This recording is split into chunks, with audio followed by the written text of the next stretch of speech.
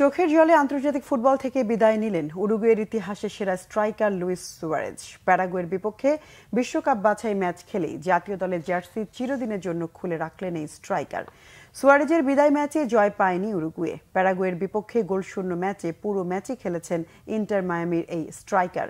জয় দিয়ে বিদায় নিতে চেয়েছিলেন, কিন্তু সুয়ারেজ নিজেও গোল পাননি, দলও জেতেনি।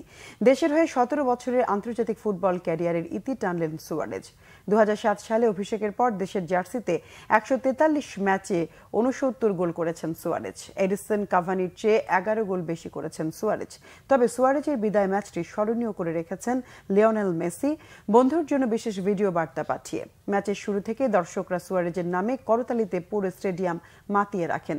সুয়ারেজের পায়ে বল লেগেই গ্যালারিতে লুচো লুচো স্লোগান ওঠে।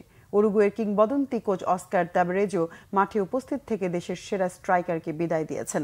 তবে চমক ছিল মেসির রেকর্ডকৃত এক ভিডিও বার্তা, যেখানে বার্সেলোনা ও মায়ামি সতীর্থ এবং বন্ধুকে বিদায়ী অভিবাদনে মেসি বলেছেন, এই বিশেষ দিনের জন্য এই ভিডিওটি রেকর্ড করতে চেয়েছি। দিনটি তোমার পরিবার ও উরুগুয়ের জন্য বিশেষ তাৎপর্যপূর্ণ।